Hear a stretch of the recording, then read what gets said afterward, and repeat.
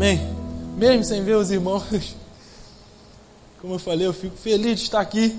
Não é da boca para fora, é uma alegria. Eu estava contando os dias para chegar aqui, esse momento. E eu não vou tomar mais tempo, porque os irmãos que me conhecem sabem que eu falo pra caramba. Eu espero não tomar tanto tempo de vocês. Mas a proposta da palavra do nosso estudo hoje, nossa sequência de estudo, é sobre a parábola do grão de mostarda. Em especial, foi separada a parte de Lucas. A gente vai ver em outras passagens, em outros locais. Mas a gente vai ver um contexto um pouquinho diferente do que o contexto que é trazido nos outros evangelhos. O evangelho de Lucas, ele separa um contexto em especial que é encantador para a gente. É um contexto que é bem prático para a nossa vida. E eu queria ler com os irmãos Lucas capítulo 17, a gente vai ler a partir do verso 1, que diz assim: E disse o Senhor aos seus discípulos: É impossível que não venham escândalos, mas ai daquele por quem vier. Melhor lhe fora que lhe pusessem ao pescoço uma pedra de moinho e fosse lançado ao mar, do que fazer tropeçar um destes pequenos. Olhai por vós mesmos, e se teu irmão pecar contra ti, repreende-o, e se ele se arrepender, perdoe-lhe. E se pecar contra ti 7 vezes no dia, e 7 vezes no dia vier ter contigo dizendo: arrependo-me, perdoe-lhe. Disseram então os apóstolos do Senhor: acrescenta-nos a fé.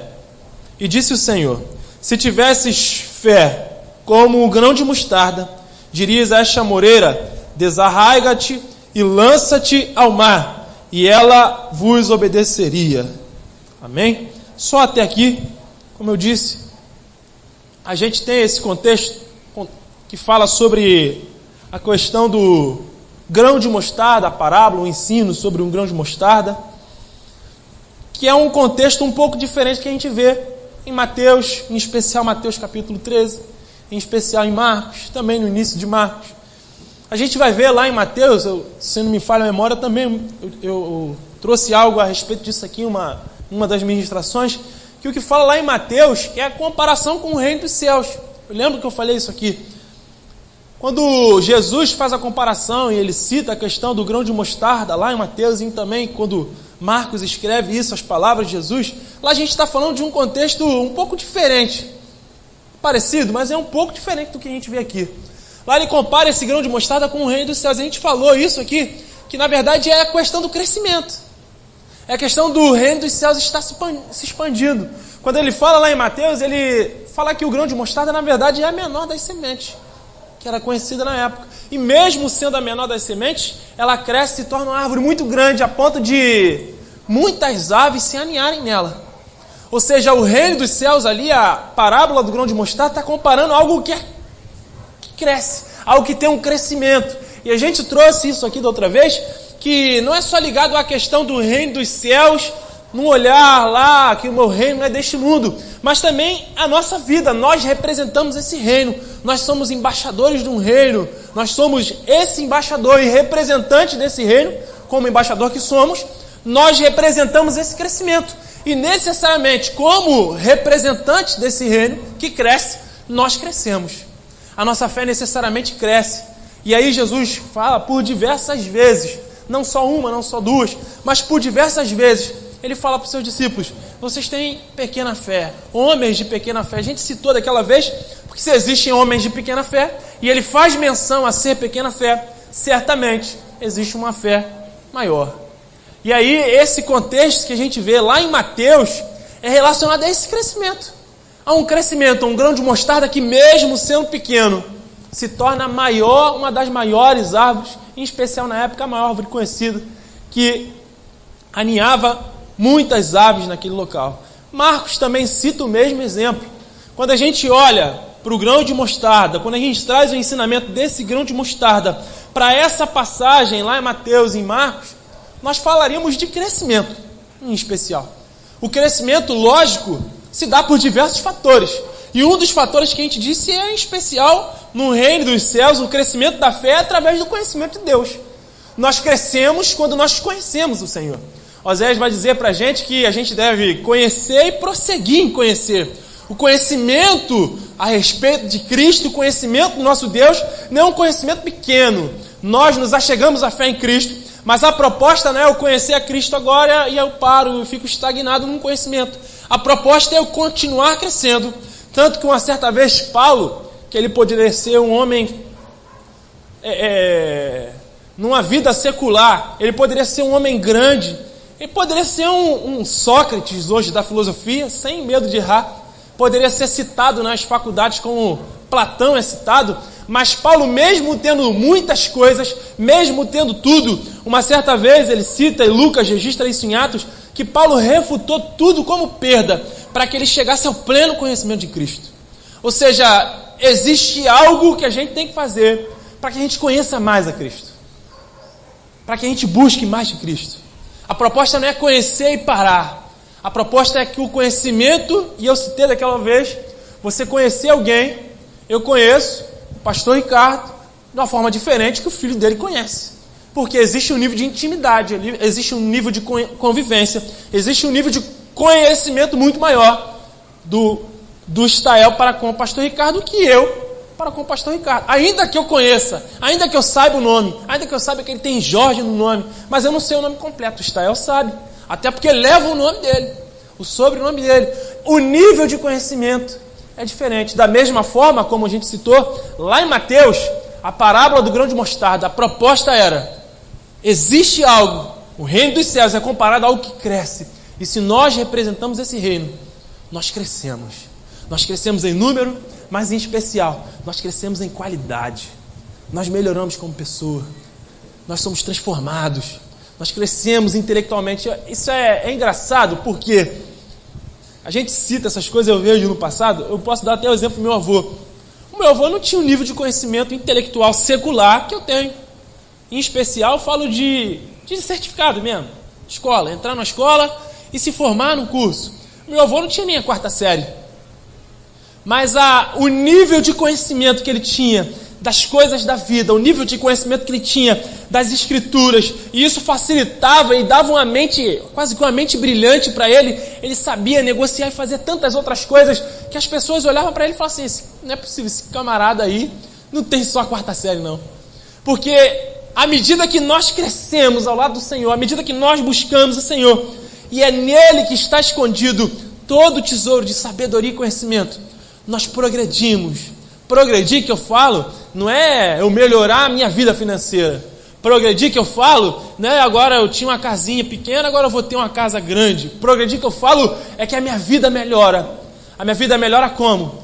Eu passo agora a desfrutar dos frutos e também fazer com que as pessoas desfrutem desses frutos que a gente estudou alguns períodos atrás aí.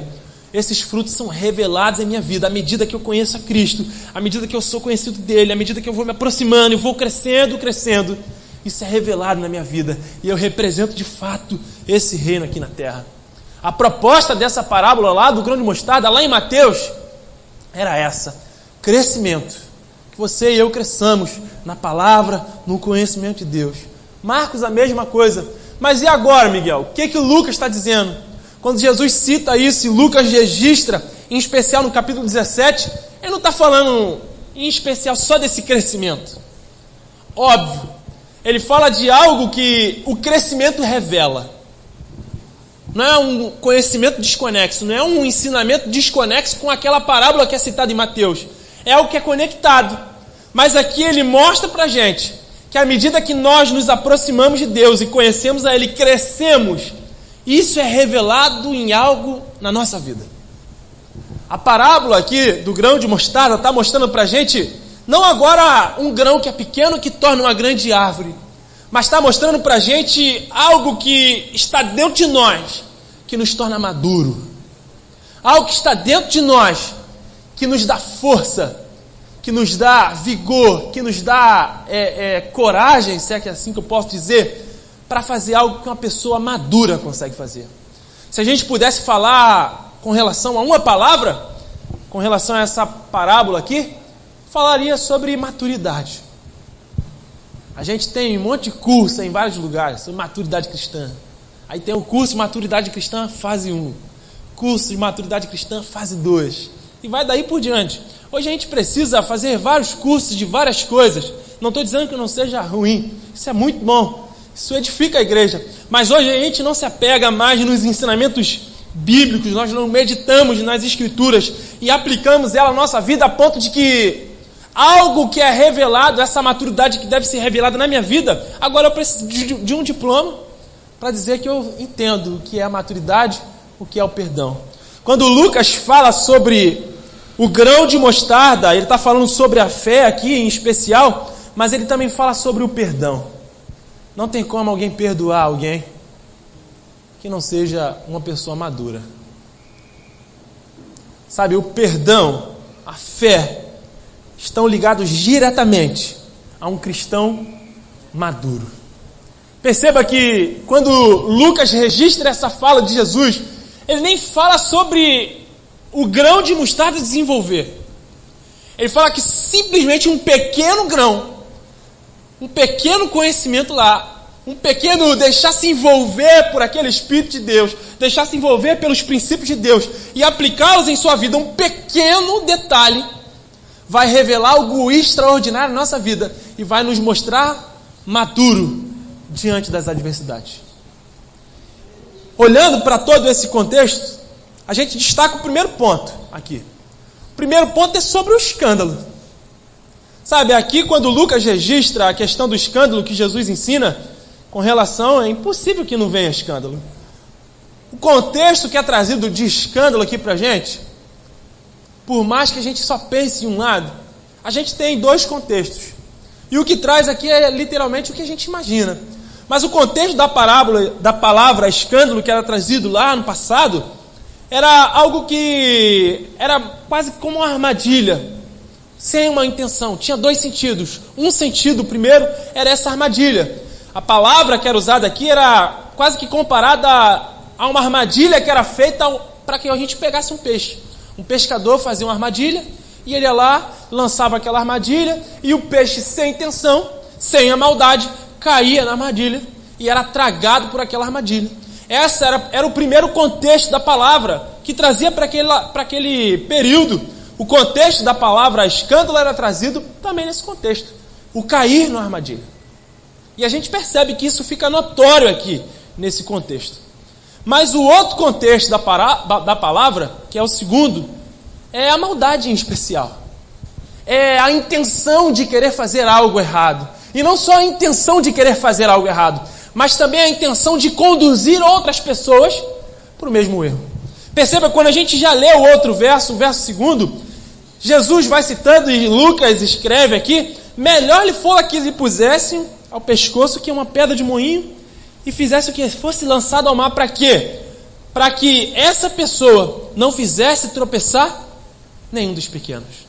Sabe, quando a gente olha em especial para esse primeiro contexto que trata da palavra ali, o escândalo, sobre o contexto número 1, a armadilha, e o número 2, que é a maldade, a intenção, a gente vê que dentro do nosso convívio, nós temos pessoas que até erram, elas fracassam, elas caem em armadilhas, mas nós temos pessoas maldosas, que erram por maldade, erram com a intenção de errar, e ainda assim conduzem outras pessoas para o erro.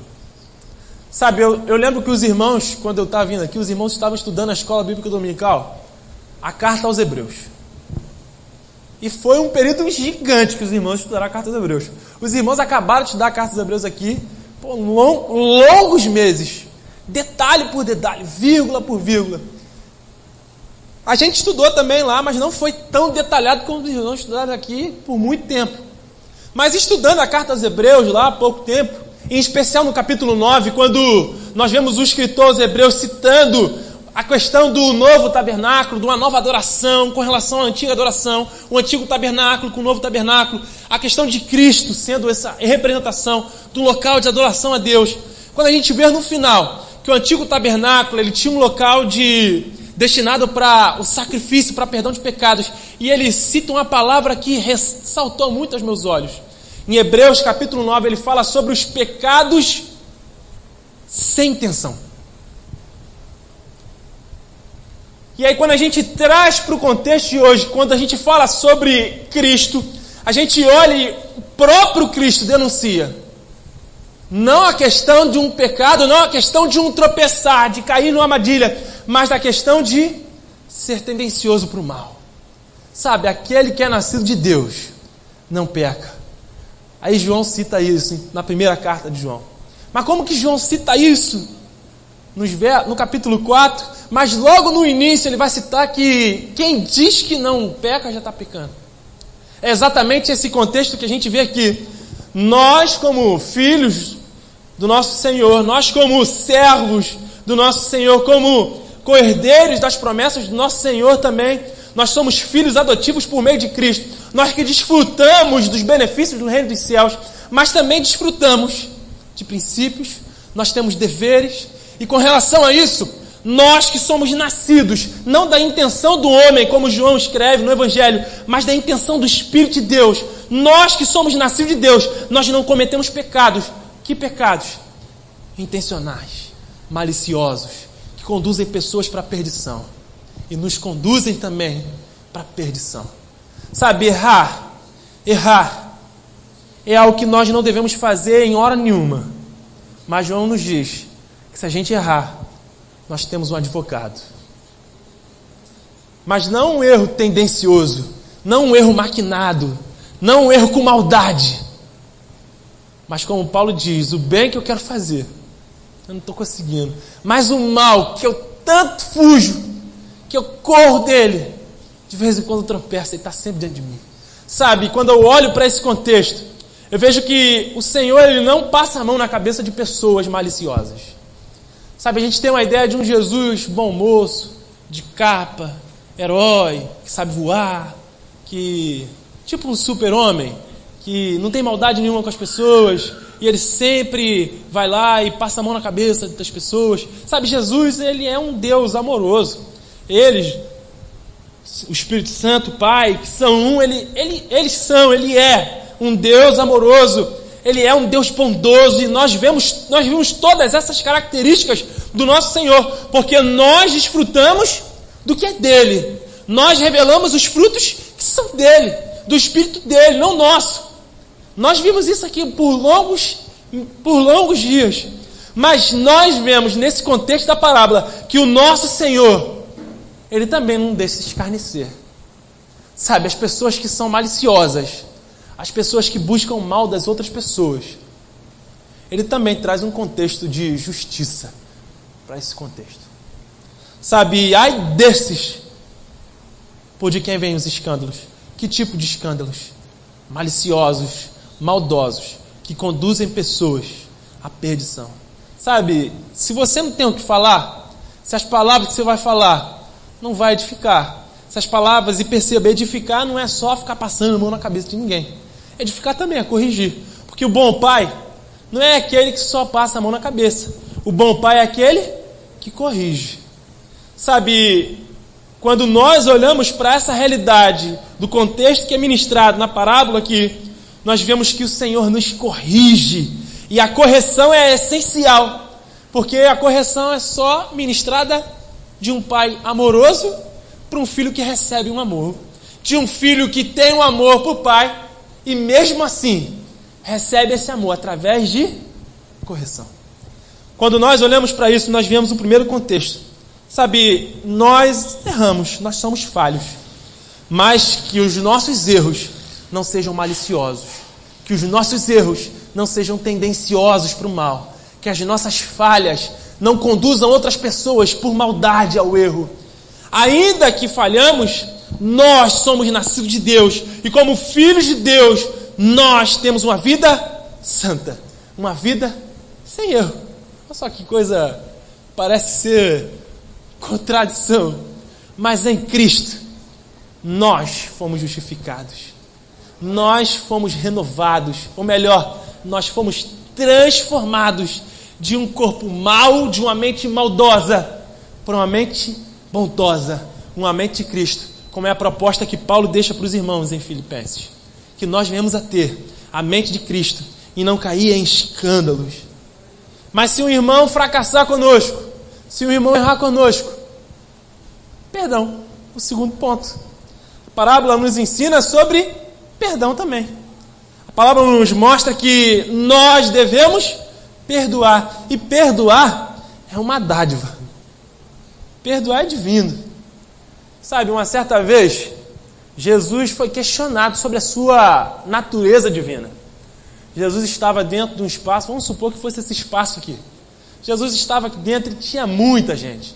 Pense em muita gente aqui dentro. A gente tem um grupo bom hoje aqui, mas pense em muita gente, lotado isso aqui. Lotado ali em cima, não tinha como entrar por aquela porta, estava lotado, pessoas olhando ali para aqueles basculantes, olhando por todos os lugares, muitas pessoas em volta aqui, muitas pessoas aqui.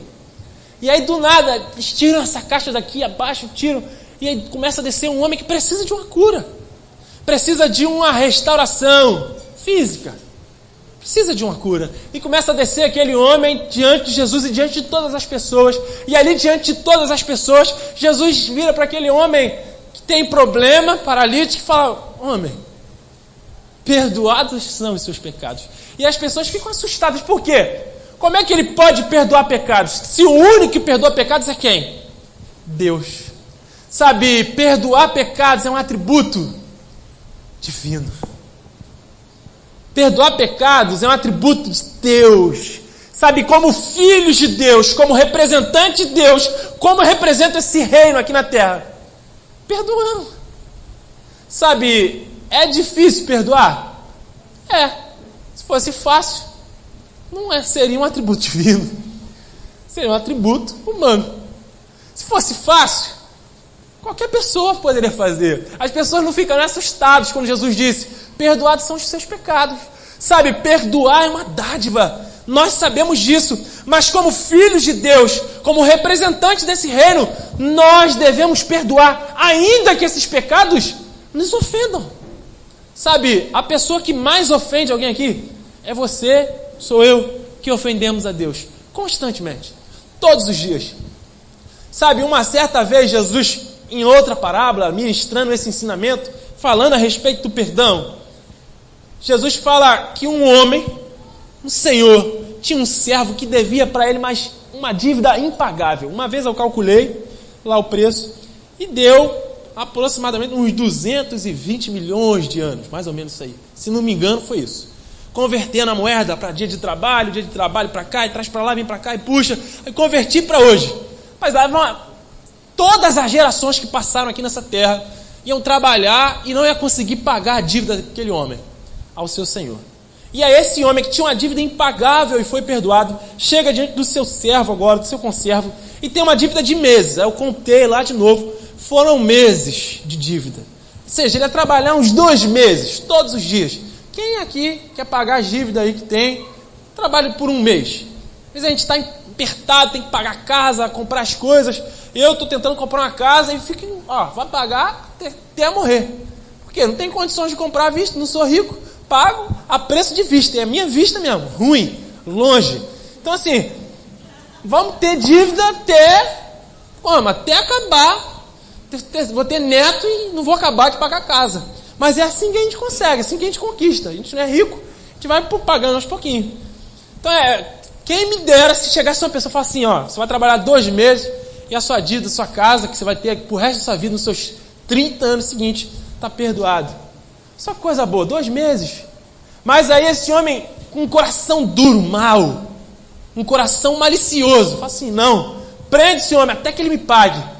E aí esse conservo chega ao Senhor, esse contexto chega ao Senhor, quando ele entende, o Senhor olha, mas não foi esse homem que eu acabei de perdoar, uma dívida de milhões de anos, sabe, ele tinha não só a vida dele sob meus cuidados, mas a do filho, do neto, bisneto, tataraneto e todos os outros netos que eu não sei proferir aqui.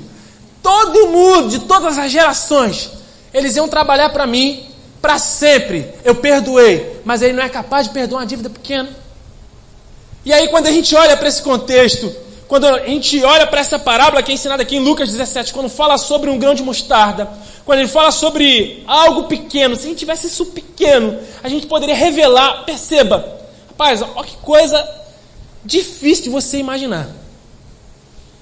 Perceba. Chega ali no monte, ali no lote 15, ali que o pessoal vai orar. assim, Monte, sai daqui e vai lá para a Baía de Guanabara. Mas isso vai ser a notícia do século. Do século. Não vai ter notícia, não vai ter Pisciani para vencer essa notícia. Sabe? Não vai ter Sérgio Cabral, ter 50 mil Sérgio Cabral. Não vão vencer a sua notícia. Rapaz, um homem, uma mulher disse para o monte, levanta e vai para o mar. E o monte foi. Rapaz, que coisa miraculosa. Sabe isso? Um grão pequenininho de mostarda tem a capacidade de fazer.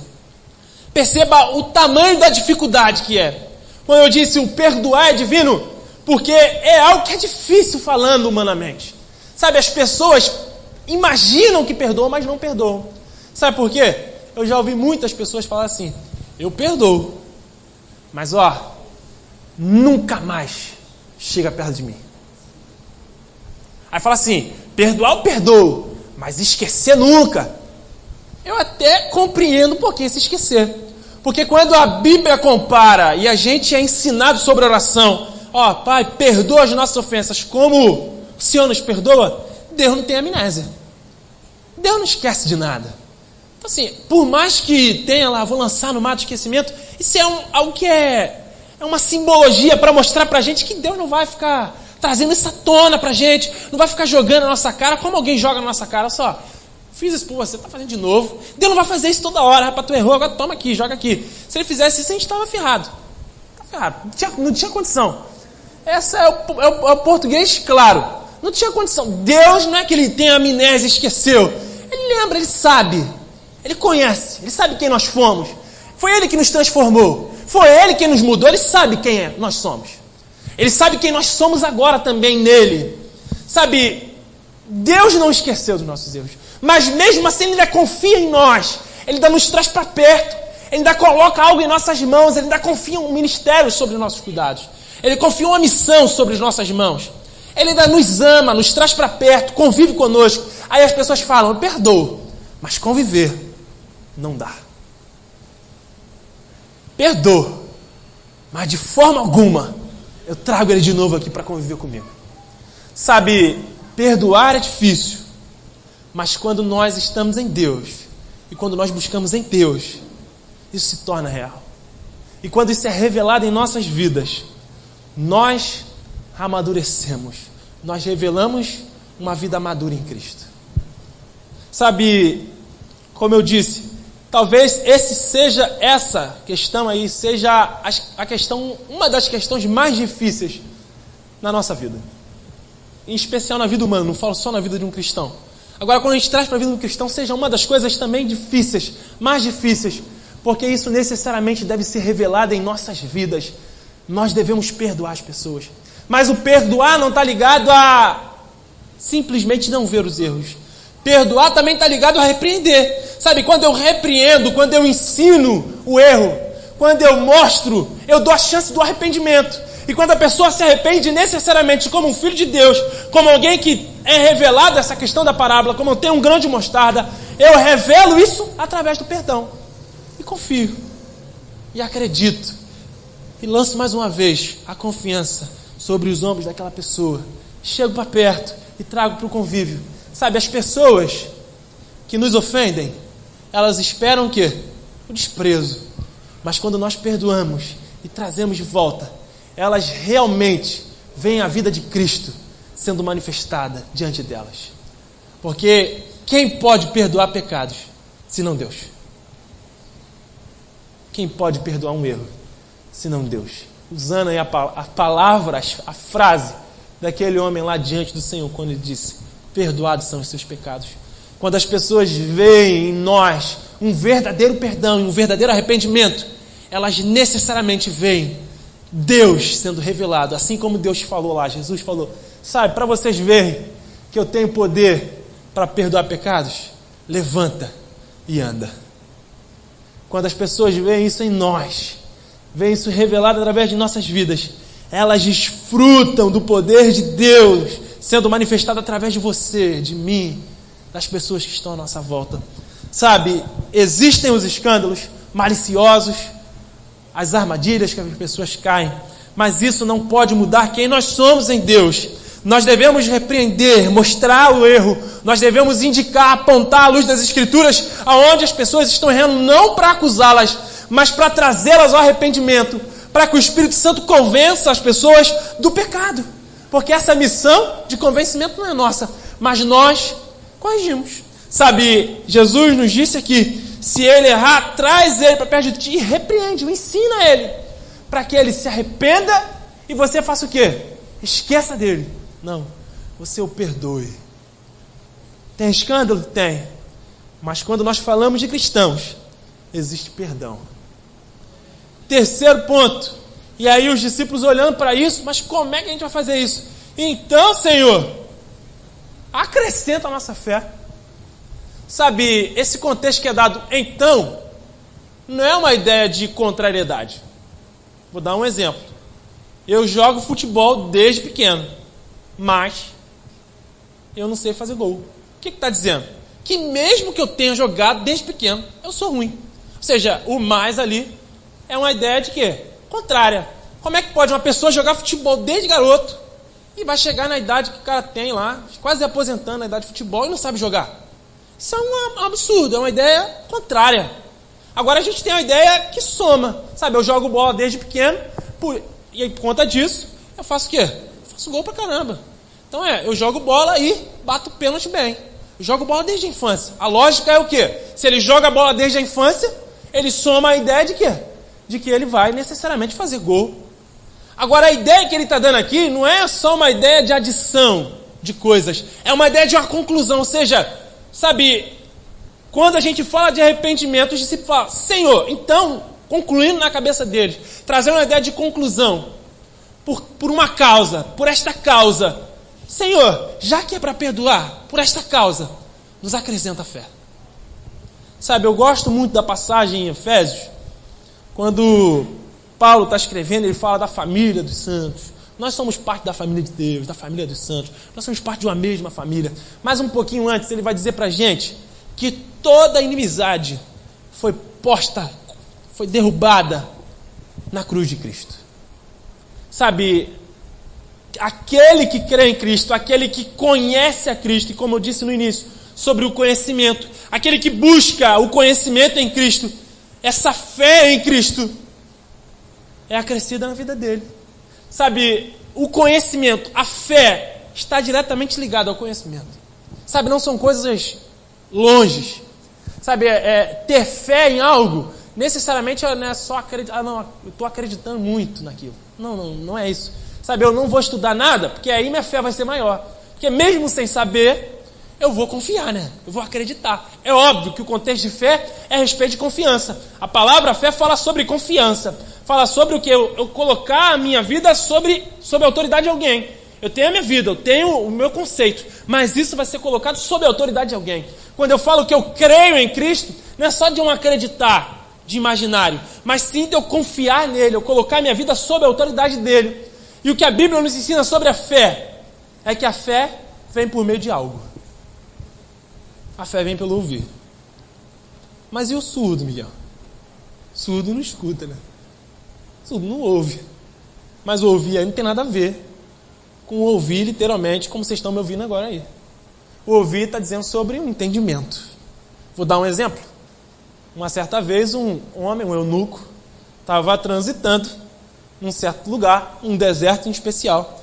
Filipe é transportado até aquela região ali. Filipe chega ali e vê um homem lendo. Estava lendo, por certo ele sempre ouviu, teve a curiosidade de ler. Estava lendo a passagem em Isaías e lendo aquela passagem. Filipe chega para ele, pô, tá lendo o que aí, rapaz? Estou transliterando aqui para minha linguagem do Miguel. Tá lendo o que aí, rapaz? Ele, estou lendo aqui uma passagem aqui de Isaías, mas não estou entendendo nada. Ou seja, ele já ouviu?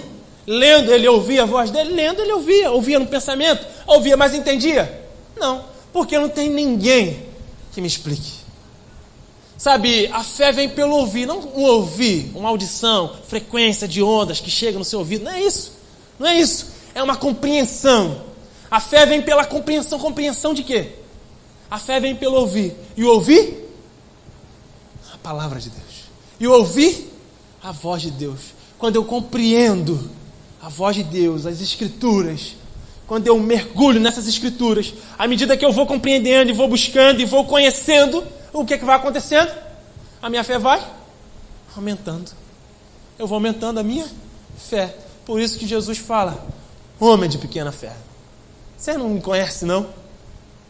Rapaz, você não sabe que eu posso parar com essa tempestade? Homem de pequena fé. Rapaz, você não sabe que eu tenho poder para expulsar demônio? Vocês são homens de pequena fé. Por diversas vezes, homem de pequena fé. Por quê? Vocês não estão me conhecendo. Estou com você, mas você não me conhece. Sabe, necessariamente, esse ato que é o perdão, que é um ato, uma dádiva divina, necessariamente vem através de fé. Vem através de um relacionamento, de um conhecimento em quem tem o poder para derrubar toda inimizade. Como eu vou conseguir perdoar uma pessoa que me ofende? Como eu vou conseguir perdoar uma esposa que me trai? Um marido que trai a mulher? Como? Só por simplesmente, eu amo tanto essa pessoa. Óbvio que o amor suporta. Óbvio que o amor espera. Mas é como que eu derrubo essa inimizade? Por meio de um conhecimento de Cristo. Eu conheço um casal que não é cristão. Sabe, esse menino em especial, ele teve diversas oportunidades. E por diversas vezes, eu fiquei um bom tempo visitando a casa dele. Ele sofreu um acidente. Ficou uns 8 meses deitado na cama. Deitado direto, sem mexer. Só podia virar de um lado, virar para o outro, a ponto de apodrecer a carne nas nádegas e tudo mais. Tinha que ir lá um enfermeiro, talvez tratar, fazer raspagem, porque ele vivia deitado. Deitado, só deitava para um lado, deitava para o outro. Ficou assim alguns meses, 5 a 8 meses. Sofreu uma lesão, quebrou a bacia em vários lugares. Por graça divina, ele voltou a andar, mas ficou muito tempo parado. E ele era bem cético por muitos assuntos. E eu convivi com ele por um bom tempo. E a forma com que ele via a minha vida, ele me respeitava, ele respeitava a minha fé, ele acreditava que existia algo real em mim. Mas mesmo assim ele não acreditava, ele não confiava naquilo que eu confiava. Por certo, não conhecia. E aí ele sofreu um acidente, eu comecei a ministrar e todos os dias eu saía do quartel e ia para casa dele. Saía para casa dele. Sabe, as pessoas, elas têm amigos, vocês não são bobos. Todo mundo aqui tem uma idade madura para entender que a gente tem amigos que estão ao nosso lado, mas não são nossos amigos. Eles têm o quê? Estão conosco para sugar algumas coisas de nós. Isso ele tinha, qualquer pessoa tem isso. Então ele pôde ver ali que realmente as pessoas que ele achavam que eram seus amigos, eles só estavam ali para sugar algo da vida dele. E eu fui começando a mostrar, cheguei, no final quando ele entendeu o contexto os amigos que estavam à volta dele tinham perdido a ouvir a palavra logo para entrar. Rapaz, você tem um amigo, você quer ver uma coisa? Jesus não chama a gente mais de servo, mas chama a gente de amigo. Olha só, é um amigo perfeito, cara.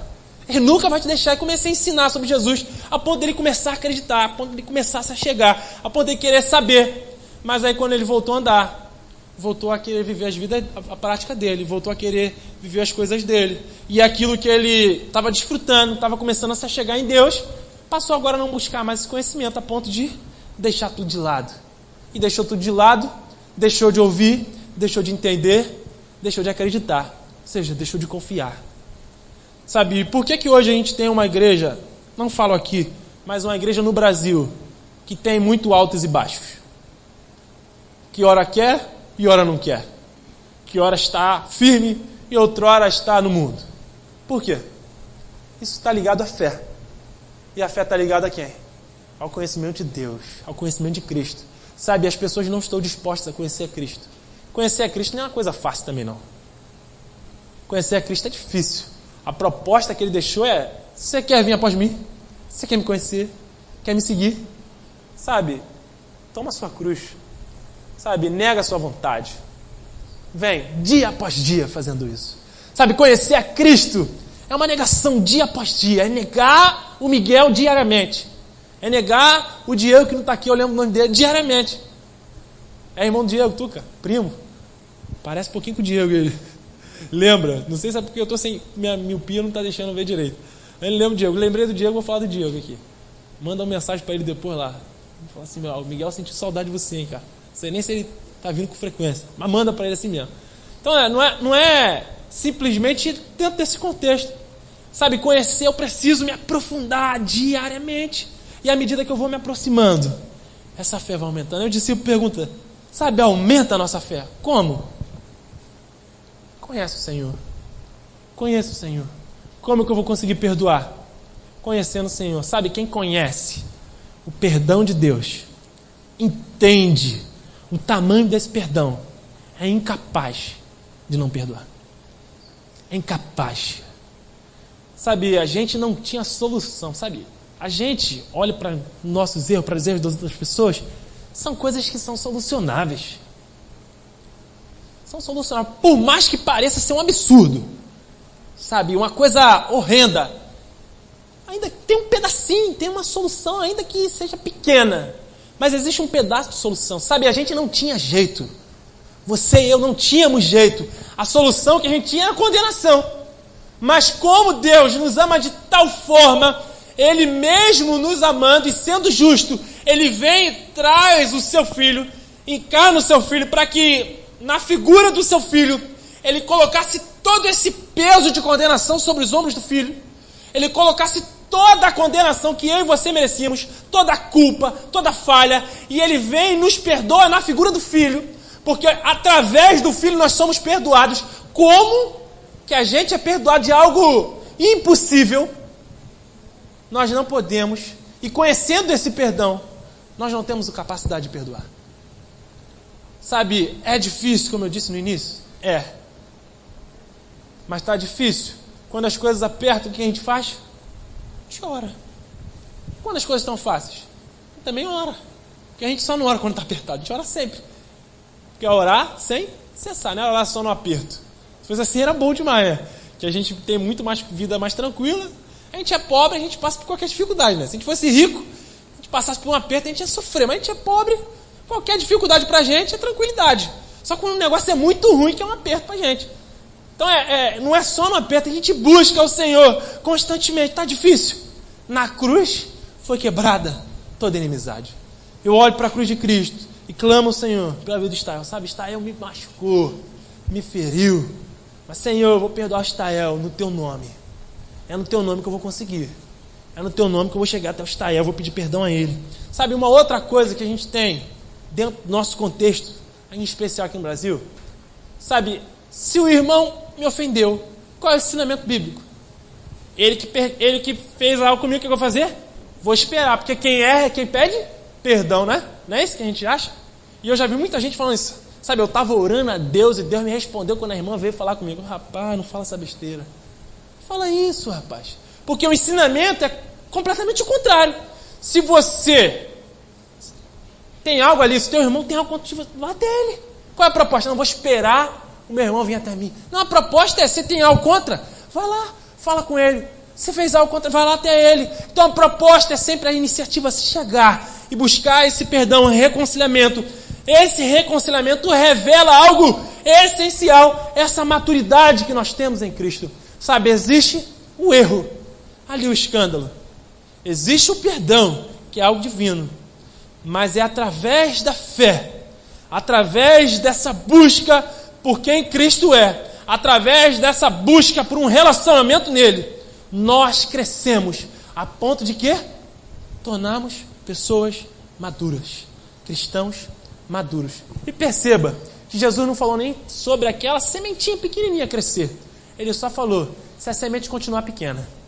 Sabe, se ele tivesse a intenção de dizer que é a menor da semente, mas que se torna uma árvore grande, eu tenho a certeza que Lucas registraria. Porque Lucas era um historiador muito melhor do que Mateus e Marcos. Eu tenho certeza disso. Lucas era um historiador de verdade. Mateus era só um discípulo do Senhor, que escreveu inspirado pelo Senhor. Óbvio, Lucas também foi inspirado, mas Lucas, ele empreendeu com muito mais detalhe. E se isso fosse um detalhe, se as coisas tivessem que crescer, sabe, se tivesse que ser algo grande, se não fosse algo pequeno, se essa fé que nós temos só fosse comparada com um grão de mostarda, eu tenho certeza que Lucas citaria. Mas ele não citou, sabe por quê? Porque ainda que fosse uma coisa pequenininha em Deus, a gente consegue fazer coisas grandes. Sabe fazer o quê? Tirar aquele monte ali do lote 15 e lançar lá dentro da Baía de Guanabara. Rapaz, essa vai ser a história da humanidade. A mulher que conseguiu transportar um monte com a palavra. O homem que conseguiu transportar um monte com apenas a fala. Sabe, quando a gente olha para isso e olha para a parábola do grão de mostarda, nós vemos pessoas que fazem coisas grandes em pequenas coisas. Alguém vai ver quando você perdoa o irmão? Não. Você vai aparecer na televisão? Também não. Você vai ganhar alguma coisa com dinheiro? Também não. Você vai ganhar um carro? Também não. O que você tem para ganhar? A amizade do irmão de novo. A gente tem a ideia de que para revelar coisas grandes do reino de Deus, a gente precisa fazer coisas grandes. Aí tem até a frase do Ben Parker, o tio do Homem-Aranha: com grandes poderes, né, vem grande responsabilidade. Então, para fazer grandes coisas, eu tenho que fazer o quê? Para eu revelar algo grande, eu tenho que fazer, empreender muito movimento, muita coisa. Não. O que é que Jesus está nos ensinando? Que coisas grandes do reino dos céus são reveladas em detalhes.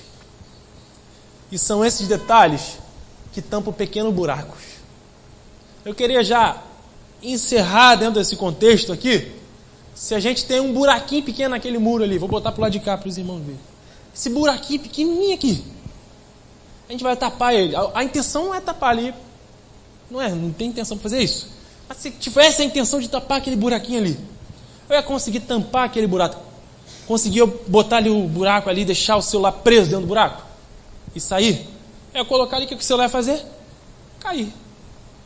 Agora, se eu pego algo pequeno, um detalhe pequenininho, e coloco aqui, tampando o buraco, o que vai acontecer? Ele vai tapar ali para sempre. Óbvio, estou dando um contexto. Se a gente não fizer um serviço bem feito, vai cair, vai se estragar. Mas as coisas pequenas ali, as brechas, são tapadas em detalhes. Isso é uma brecha que é deixada, e a gente vê aí por vários lugares. Sabe, a gente não ouve das pessoas, mas elas comentam, elas falam entre si. Mas não é esse irmão que é crente? Mas ele nem fala com o vizinho. Não é esse irmão que é crente? Poxa, mas eu parei aqui o carro na calçada dele, poxa, deu um problema gigante. Deu um problema gigante. Sabe, ainda que tenha acontecido um problema, a pessoa nem fala mais comigo, passa direto e vai embora. Um olhar altivo, nem sabe quem eu sou. Sabe, as pessoas olham, não é porque simplesmente elas querem olhar, porque o Deus desse século quer tapar o entendimento dessas pessoas. E como a gente consegue revelar e tirar essa máscara e tirar essa escama do olho? Com o poder de Deus. Com o poder de Deus. Um poder grande que faz grandes coisas, mas em pequenos detalhes. Quando eu olho para essa parábola, eu vejo que o reino de Deus, ele é algo grande. Ele faz coisas gigantes. Ele faz coisas maravilhosas, capaz de transformar, de mudar a história da humanidade. Porque, geograficamente, isso vai ser mudado na humanidade. Algo que é capaz de mudar a geração em pequenas coisas. Pessoas maduras, que entendem esse contexto, que sabem que elas não devem ter a intenção de errar, mas ainda que pessoas caiam em armadilhas, em erros, nós temos que chamá-las, repreendê-las, não para julgá-las, mas para ensiná-las, para mostrar o ensinamento correto, para dizer, olha só, isso aqui não é assim, isso é dessa forma, a palavra de Deus nos ensina assim, repreender em amor e perdoar, com uma característica de algo divino, que é visto através da fé que é revelada em nós, que cresce dia após dia, quando nós conhecemos constantemente a Cristo. E as grandes coisas desse reino é revelado em pequenos detalhes. Sabe uma das pessoas que Deus procura, dentre as três? A gente sempre fala do adorador. Deus procura os adoradores, né? Quem Deus procura? Os adoradores. Sempre a gente fala assim. Mas uma outra pessoa que Deus procura. Uma certa vez Deus procurou alguém para ficar na brecha. Eu estou procurando quem? Pessoas que estejam dispostas a estar na brecha. Pessoas maduras se colocam nessa brecha. Pessoas que entendem, elas se colocam nessa brecha. E ainda que vejam a irmã, o irmão que não perdoa, traz para perto, ensina, mostra como é que a Bíblia nos ensina, mostra como Cristo é revelado através de nós. E a gente vive essa vida de perdão, de amor, porque como Deus revela o amor? Quando Ele dá a vida do Filho dele, perdoa os nossos erros. Amém? Que possamos compreender esse contexto da parábola do grão de mostarda, ainda que sejam coisas pequenas, são coisas que são vistas como coisas grandes. Que isso seja aplicado, não seja só ouvido, mas que seja aplicado na nossa vida. Amém? Sim, eu agradeço a minha oportunidade.